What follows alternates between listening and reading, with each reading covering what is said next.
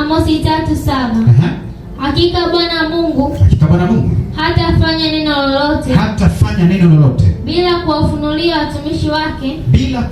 watumishi wake manabii siri yake. Sasa nataka nikwambie, ukiona upo kwenye familia alafu unaota ndoto zinazokuonyesha ya kwamba matatizo yote yanayotokea kwenye familia, unakuwa mtu wa kwanza kujua wewe ndiye mzaliwa wa kwanza. Wewe ndiye mzaliwa wa kwanza. Haijalishi ni mtoto wa pili, wa tatu, wa nne. Mtu ambaye anapokea taarifa hatafanya neno kwenye familia, hata kufa mtu bila wewe kujua. Na wewe ndiye sasa una uwezo kuzuia mauti kwenye familia yako. Yaani Mungu akitaka kuondoa mtu katika familia huwa anaongeaga na wewe. Mfano wake nitakupa. Unakumbuka Mungu alipokuwa ametuma malaika kwenda kuangamiza Sodoma na Gomora? Amen.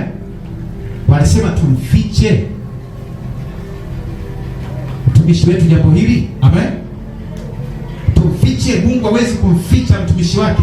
Hapa nilipo mimi, mama yangu anatakiwa kuondoka, kaka yangu siwezi kufichwa. Kuna mahojiano yanafanyika kati ya mimi na nani? Na Mungu. Na lengo la yale mahojiano, Mungu anayokuambia, anataka wewe utumie nafasi yako kuzungumza na yule mtu, kumwambia ya kwamba ndugu, okoka. Amen. Nimeona kuna mauti inakuja. Lazima umwambie ukweli. Kuna tatizo nimeona linakuja kwako. Maana Mungu anazungumza na wewe. Anakuambia kwamba kuna mtu nataka nimuondoe ndani ya familia. Je, wewe unalizia nimuondoe au una nafasi ya kumbadilisha? Basi tumepewa heshima kubwa sana. Amen. Ukinyamaza, Mungu upitisha hiyo. Sina shida na huyo mtu. Huyo maliza. Amen. Kuto kuomba ni kumruhusu amalize kazi. Sasa usilie. Usilie sasa ukiona yule mtu ameondoka. Umeelewa vizuri, kwa sababu Mungu alishaongea na wewe lugha ya rohoni, ashakwambia kwamba kuna mtu nataka nimuondoe. Lakini jambo lingine, hapa kama unaota ndani ya familia, maana Mungu ile familia ameikabidhi mikononi mwako. Yote wale wote kwenye ukoo wapo kwako wewe. Baba yako kuanzia siku hiyo sasa anza kuishi nao kwa akili. Ishi nao kama kiongozi. Ishi nao kama baba. Ishi kama baba. Uwe na maneno mazuri, kwa sababu wewe ndio baba. Unajua unaweza kuwa mzaliwa kwanza, hata baba yako mwenyewe akawekwa chini, akawekwa nyuma. Mungu akifika kwako anakusimamisha wewe, amsimamishi baba yako, mama yako, wote anawaweka nyuma. Na nielewa vizuri. Wote anaweka wapi? Nyuma. Ndio maana katika harusi ya Kana yule mwanamke, yule mama akaenda akamwambia Yesu, akamwambia kwamba abadilishe nini? Akamwambiaje? Kuna nini kati ya mimi na wewe? Amen. Kuna nini kati ya mimi na wewe? Unajua nafasi yako. Tukisimama kwa Mungu hivi, unajua unasimamaga wapi? Sasa usitake anachokisema Mungu na wewe unaweza kukisema. Anavyonituma Mungu na wewe unaweza kufanyaje? Kunituma. Umeelewa? Kwamba wewe sasa anza kujitengeneza kusimama kwenye nafasi kama kiongozi. Hata kama huna nafasi hiyo, hawakujali, hawakupende, hawakuheshimu, wewe anza kusimama hivyo. Amen. Sio kwa sababu heshimiki ndio unaanza kusimama. Simama hata kama wakuheshimu. Namba 2. Lakini pia kabla sijaenda namba 2, kama kuna mahali unapenda kushinda, una marafiki unapenda unawaota, au marafiki ama kuna ndugu nao pia unawaota, au wote umekabidhiwa, wote unawaota wapo chini ya neno lako. Amen.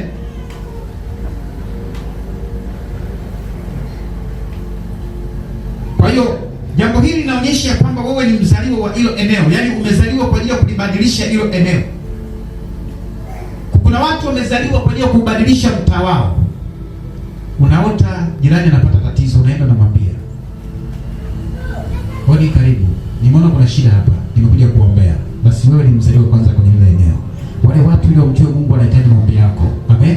Wale watu ili wajue neema wanahitaji. Sasa anza kuwaombea wale watu, kwa sababu katika ulimwengu wa roho umekabidhiwa. Simenielewa vizuri? Huwezi kuwaota kama wewe sio msimamizi. Wale watu unawaota kwa sababu wewe ni msimamizi wao. Amen. Namba 2, kuona matukio ya watu ambao huwajui. Kuona matukio ya watu ambao huwajui na wengine unawajua ni wakuu wa nchi, alafu huwezi kuwafikia. Nafasi ya mzaliwa nazungumzia hapa Yeremia 5 mstari wa kwanza mpaka wa 3.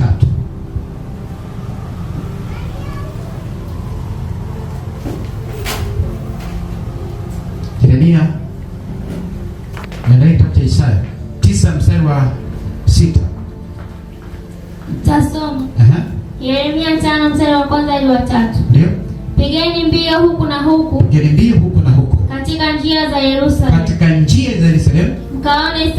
Mkaone sasa na kujua na kutafuta katika viwanja vyake kwamba mwaweza kumpata mtu mmoja, kwamba yupo mtu mmoja awaye yote atendaye kwa haki atafutaye uaminifu, nami nitausamehe mji huu. Asili andiko ni gumu sana. Biblia inasema hivi, mji unaweza ukawa unapitia changamoto, magonjwa, matatizo mazito. Anasema kuna mtu ambaye hajulikani ama hamtaki kumjua, na huyo mtu kama ataamua kuwaombeeni kwa uaminifu, anasema mji utafanyaje? Utatulia. Sasa nataka nikuonyeshe kitu cha ajabu hapa, ni kwamba wewe una uwezo wa kunyamazisha mji. Hii ni nafasi ya mzaliwa ambaye hajazaliwa kwa ajili ya familia. Mtu huyu hajazaliwa kwa ajili ya mtaa wake tu. Huyu mtu amezaliwa kwa ajili ya nchi yake, amezaliwa kwa ajili ya mataifa. Huyu mtu, kwa sababu matukio ambayo anayaona hayaoni matukio ambayo yako pale pale nyumbani. Kuna mtu ambaye akianza kuota ndoto, yeye anaota tu za nyumbani. Amen. Huyu amezaliwa kwa ajili ya familia, anaota tu mtaani. Huyu amezaliwa kwa ajili ya mtaa. Na hivi vitu tunafundisha vikusaidie sana ili utafute masomo ya kujifunza. Kwa sababu kama Mungu anakuonyesha umezaliwa kwa ajili ya ili eneo, basi ujifunze zaidi kuhusiana na ili eneo. Amen. Kama Mungu anakuonyesha umezaliwa kwa ajili ya ulimwengu, basi ujifunze kwa ajili ya nini? Ulimwengu. Amen. Ndio Mungu anakuonyesha huduma yako ni kubwa.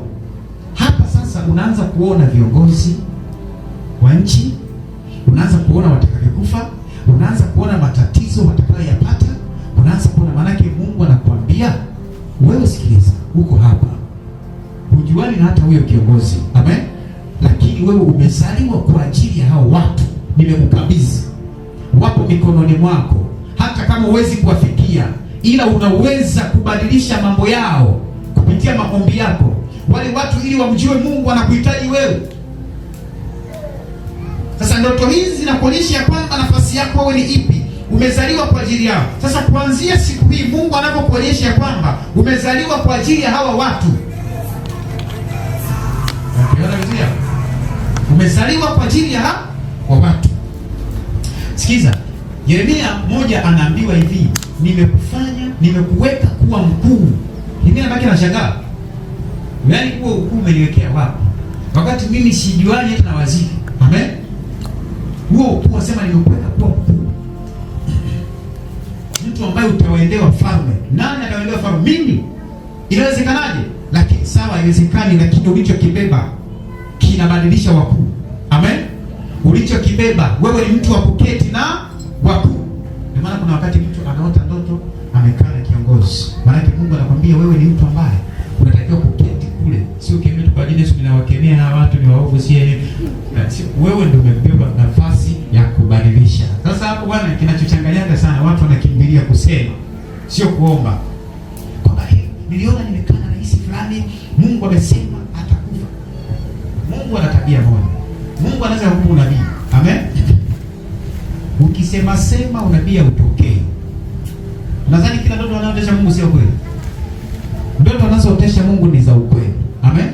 Ila kama unakosea, unakimbilia kusema, unaharakisha kusema, matokeo yake ni mabaya. Mungu hatendi. Yaani mara nyingi Mungu anaongea yeye, alafu watu wanasema kwa akili zao. Mungu anazungumza yeye, alafu mtu anasema kwa nini? Ndio nikushauri kitu. Hata kama kuna kuna ndoto unaotaka nyumbani, kuna zingine usiseme. Labda kana mtu ambaye anaweza kukusaidia kutafsiri, mzungumze, mtafute maana ya hiyo ndoto. Lakini mmeshajua maana yake, alafu mnasema sema Mungu afanye. Anagaidi huo mpango. Kuna siku moja Mungu aliniambia kuna mtu mmoja anakufa. Sasa kuna watu wakaanza kusema. Mungu anasema kwa wanasema, wengine wanasema bwana ni manabii wa uongo, usifanye hilo jambo. Na gaidi. Tunaweza kuona nafasi ya Yesu kuzaliwa katika kitabu cha Isaya 9 mstari wa 6. Anasema mtoto amezaliwa. Tusome hapo. Tutasoma. Isaya 9 mstari wa 6. Ndio. Maana kwa ajili yetu mtoto amezaliwa. Kwa ajili yetu mtoto amezaliwa. Tumepewa mtoto mwanaume. Na uwezo wa kufalme utakuwa begani mwake. Unaona huyu nafasi yake ya kuzaliwa, anasema amezaliwa kwa ajili ya kila mtu duniani. Yaani Yesu huyu anamzaliwa mkubwa zaidi.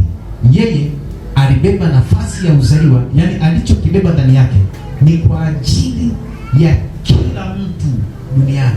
Anapaswa kukiamini, anapaswa kukifuata. Ile nafasi yake ilikuwa inaruhusu kila mtu. Unavyoota nchi, maana ulichokibeba kinafaa katika nchi yako. Unapoota mataifa mengine, maana ulichokibeba kinafaa mpaka mataifa mengine. Umeelewa? Ndani ulichokibeba ndio kinatambulisha nafasi ya uzaliwa ambao Mungu amefanyaje? Amekuwekea. Amen. Namba 3. Kujua matatizo magumu. Isaya 21 mstari wa 11. Unakuwa mwepesi kugundua matatizo magumu yanayotokea mahali popote pale. Siwezi kuzungumzia ni sio gani, lakini unakuwa mwepesi kujua matatizo magumu yanatambulisha nafasi yako ya uzaliwa.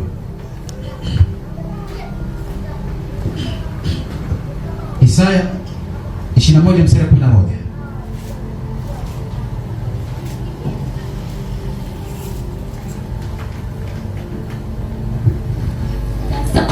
Ndio. Isaya 21 mstari wa 11. Ndio. Mtu ananilia kutoka Seiri. Mlinzi. Habari gani za usiku? Mlinzi.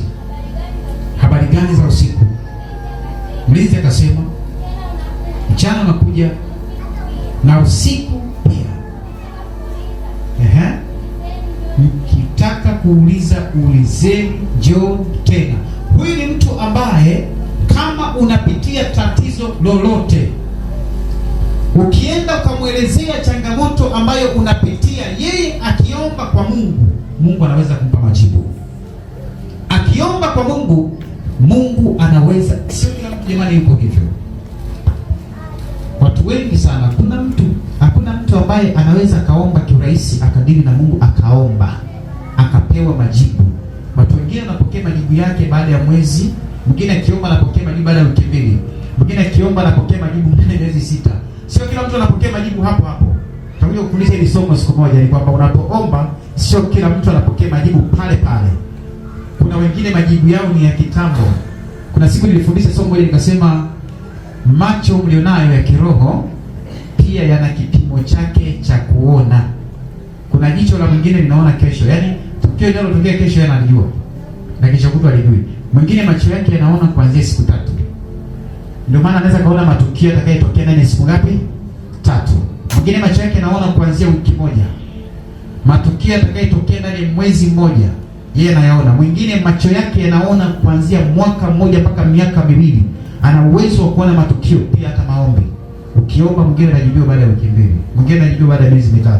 Mwingine anajibiwa baada ya mwaka. Sasa unajibiwaje? Mimi najibiwaga baada ya mwaka. Ufanye bidii ili Mungu asogeze majibu. Amen. Usije ukakata tamaa. Maana usije ukaomba, inabidi uendelee kusubiri. Amen. Ukisoma katika kitabu cha Ezekiel 33, usisome hapo.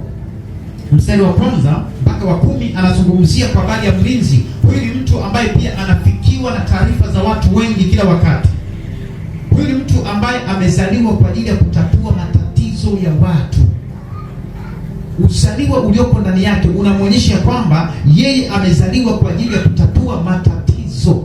Ndio maana unaweza ukaona shida za watu. Nimesema mzaliwa, utambulisho wake ni vitu alivyovibeba ndani yake.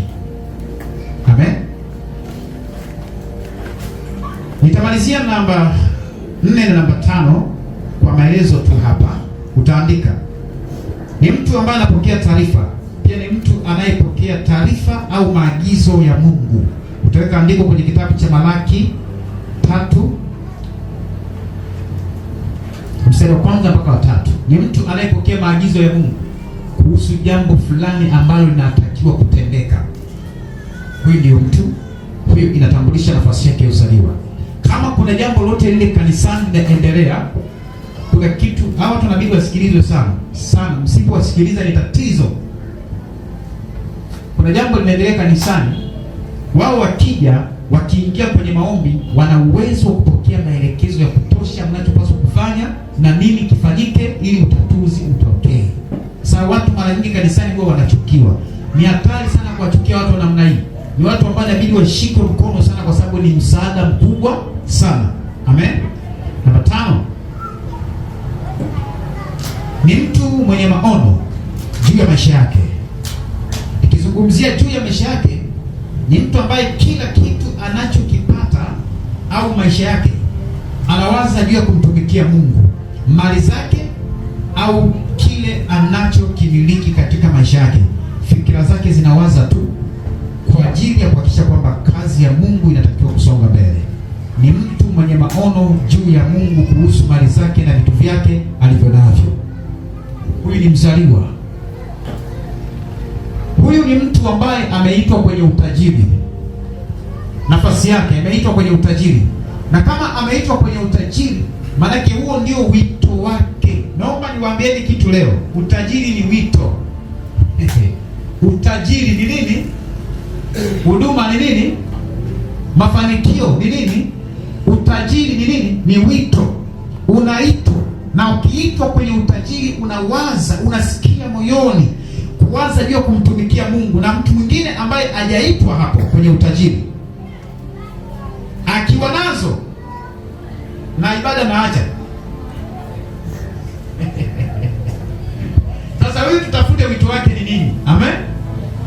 Tutafute wito wake ni upi? Wito sio wake, kaingilia wito wa watu. Matajiri wa Mungu lazima watamtolea. Amen.